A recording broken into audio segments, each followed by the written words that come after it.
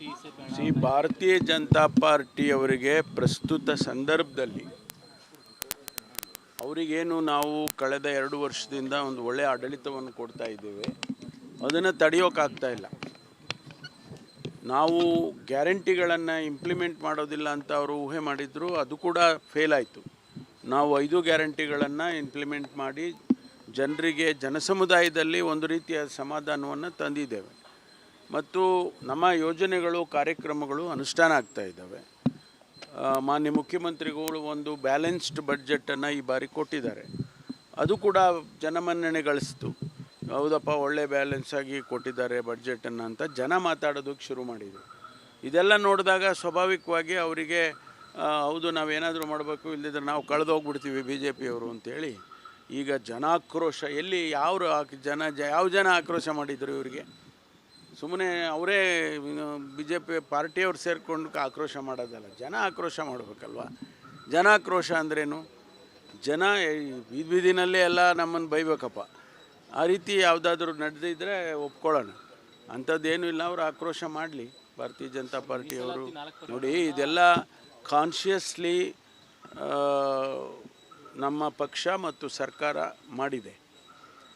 ಯಾರು ಸಮುದಾಯದಲ್ಲಿ ಹಿಂದೆ ಉಳಿದಿದ್ದಾರೆ ಅವರಿಗೆ ಮೇಲೆ ತರ್ತಕ್ಕಂಥ, ಸಮಾಜದ ಮುಖ್ಯವಾಹಿನಿಗೆ ಬರುವಂಥ ರೀತಿಯಲ್ಲಿ ಯೋಜನೆಗಳನ್ನು, ಕಾರ್ಯಕ್ರಮಗಳನ್ನು, ಕಾನೂನುಗಳನ್ನು ಆಗಿಂದಾಗ್ಗೆ ಸರ್ಕಾರಗಳು ಮಾಡ್ಕೊಂಡು ಬಂದಿದೆ.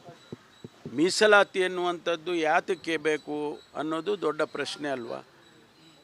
ಪರಿಶಿಷ್ಟ ಜಾತಿ ಜನಾಂಗಕ್ಕೆ, ಹಿಂದುಳಿದವರಿಗೆ ಮೀಸಲಾತಿಯನ್ನು ಮಾಡುವಾಗ ಕೂಡ ಇದೇ ಪ್ರಶ್ನೆ ಬರುತ್ತೆ.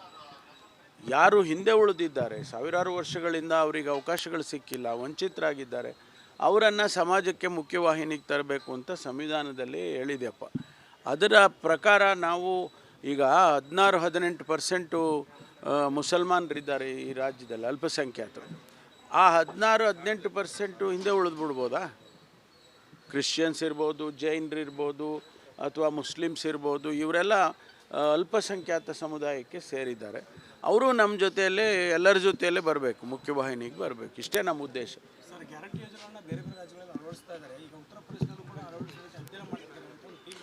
ಈಗ ನಮ್ಮ ರಾಜ್ಯದಲ್ಲಿ ಯಶಸ್ವಿಯಾಗಿ ಏನಾಗಿದೆ ಅಂತ ಹೇಳಿ ಬೇರೆ ರಾಜ್ಯದವ್ರು ಬಂದು ಸ್ಟಡಿ ಮಾಡ್ತಿದ್ದಾರೆ.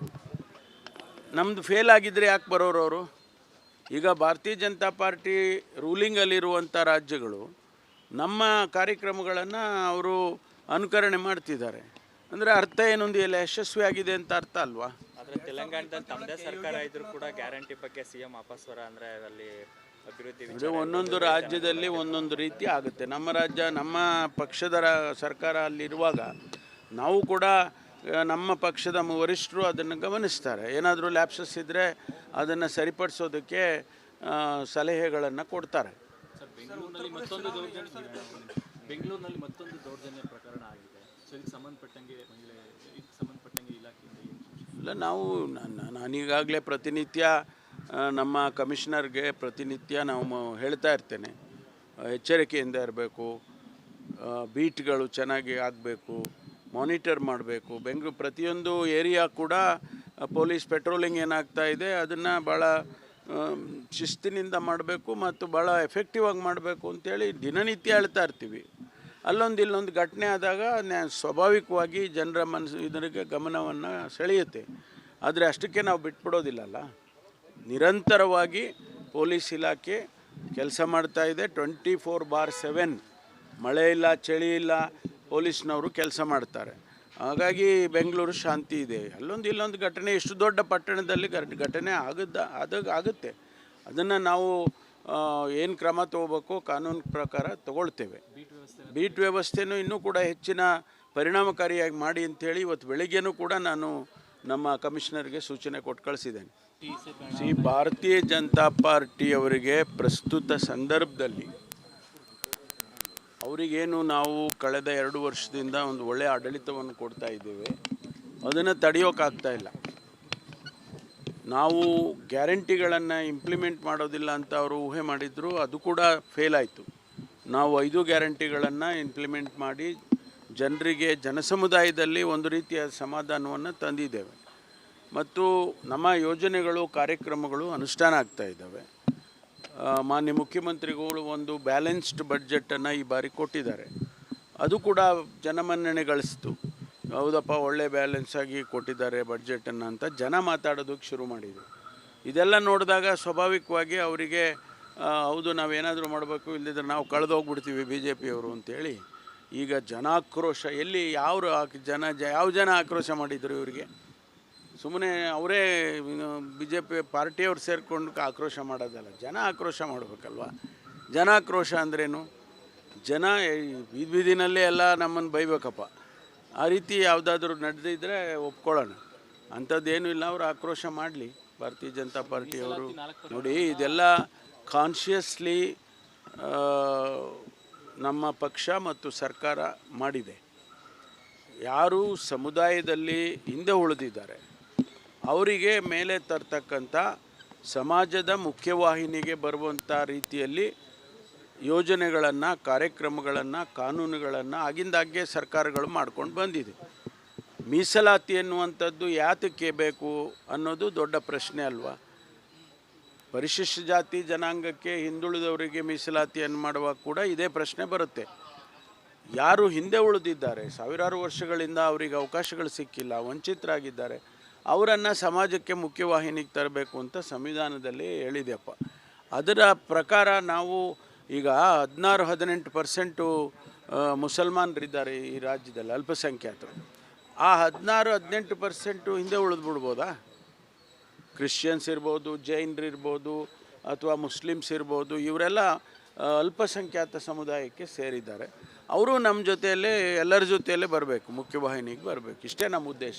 ಸರ್, ಗ್ಯಾರಂಟಿ ಯೋಜನೆಗಳನ್ನ ಬೇರೆ ಬೇರೆ ರಾಜ್ಯಗಳಲ್ಲಿ ಅಳವಡಿಸ್ತಾ ಇದ್ದಾರೆ. ಈಗ ಉತ್ತರ ಪ್ರದೇಶದಲ್ಲೂ ಕೂಡ ಅಳವಡಿಸೋದಕ್ಕೆ ಅಧ್ಯಯನ ಮಾಡ್ತಿದ್ದಾರೆ ಅಂತ ಒಂದು ಟೀಮ್ ಬಂದು ಹೋಗಿದೆ. ಈಗ ನಮ್ಮ ರಾಜ್ಯದಲ್ಲಿ ಯಶಸ್ವಿಯಾಗಿ ಏನಾಗಿದೆ ಅಂತ ಹೇಳಿ ಬೇರೆ ರಾಜ್ಯದವ್ರು ಬಂದು ಸ್ಟಡಿ ಮಾಡ್ತಿದ್ದಾರೆ. ನಮ್ಮದು ಫೇಲ್ ಆಗಿದ್ದರೆ ಯಾಕೆ ಬರೋರು ಅವರು? ಈಗ ಭಾರತೀಯ ಜನತಾ ಪಾರ್ಟಿ ರೂಲಿಂಗಲ್ಲಿರುವಂಥ ರಾಜ್ಯಗಳು ನಮ್ಮ ಕಾರ್ಯಕ್ರಮಗಳನ್ನು ಅವರು ಅನುಕರಣೆ ಮಾಡ್ತಿದ್ದಾರೆ. ಅಂದರೆ ಅರ್ಥ ಏನೊಂದು ಎಲ್ಲ ಯಶಸ್ವಿಯಾಗಿದೆ ಅಂತ ಅರ್ಥ ಅಲ್ವಾ? ಆದರೆ ತೆಲಂಗಾಣದಲ್ಲಿ ತಮ್ಮದೇ ಸರ್ಕಾರ ಇದ್ರೂ ಕೂಡ ಗ್ಯಾರಂಟಿ ಬಗ್ಗೆ CM ಅಪಸ್ವರ, ಅಂದರೆ ಅಲ್ಲಿ ಅಭಿವೃದ್ಧಿ ಅಂದರೆ ಒಂದೊಂದು ರಾಜ್ಯದಲ್ಲಿ ಒಂದೊಂದು ರೀತಿ ಆಗುತ್ತೆ. ನಮ್ಮ ರಾಜ್ಯ, ನಮ್ಮ ಪಕ್ಷದ ಸರ್ಕಾರ ಅಲ್ಲಿರುವಾಗ ನಾವು ಕೂಡ ನಮ್ಮ ಪಕ್ಷದ ವರಿಷ್ಠರು ಅದನ್ನು ಗಮನಿಸ್ತಾರೆ. ಏನಾದರೂ ಲ್ಯಾಪ್ಸಸ್ ಇದ್ದರೆ ಅದನ್ನು ಸರಿಪಡಿಸೋದಕ್ಕೆ ಸಲಹೆಗಳನ್ನು ಕೊಡ್ತಾರೆ. ಸರ್, ಬೆಂಗಳೂರಿನಲ್ಲಿ ಮತ್ತೊಂದು ದೌರ್ಜನ್ಯ ಪ್ರಕರಣ ಆಗಿದೆ. ಸೊ ಇದಕ್ಕೆ ಸಂಬಂಧಪಟ್ಟಂಗೆ ಇಲಾಖೆಯಿಂದ ಇಲ್ಲ, ನಾನೀಗಾಗಲೇ ಪ್ರತಿನಿತ್ಯ ನಮ್ಮ ಕಮಿಷನರ್ಗೆ ನಾವು ಹೇಳ್ತಾ ಇರ್ತೇನೆ, ಎಚ್ಚರಿಕೆಯಿಂದ ಇರಬೇಕು, ಬೀಟ್ಗಳು ಚೆನ್ನಾಗಿ ಆಗಬೇಕು, ಮಾನಿಟರ್ ಮಾಡಬೇಕು. ಬೆಂಗಳೂರು ಪ್ರತಿಯೊಂದು ಏರಿಯಾ ಕೂಡ ಪೊಲೀಸ್ ಪೆಟ್ರೋಲಿಂಗ್ ಏನಾಗ್ತಾ ಇದೆ ಅದನ್ನು ಭಾಳ ಶಿಸ್ತಿನಿಂದ ಮಾಡಬೇಕು ಮತ್ತು ಭಾಳ ಎಫೆಕ್ಟಿವ್ ಆಗಿ ಮಾಡಬೇಕು ಅಂತೇಳಿ ದಿನನಿತ್ಯ ಹೇಳ್ತಾ ಇರ್ತೀವಿ. ಇಲ್ಲೊಂದು ಘಟನೆ ಆದಾಗ ಸ್ವಾಭಾವಿಕವಾಗಿ ಜನರ ಇದರಿಗೆ ಗಮನವನ್ನು ಸೆಳೆಯುತ್ತೆ. ಆದರೆ ಅಷ್ಟಕ್ಕೆ ನಾವು ಬಿಟ್ಬಿಡೋದಿಲ್ಲಲ್ಲ.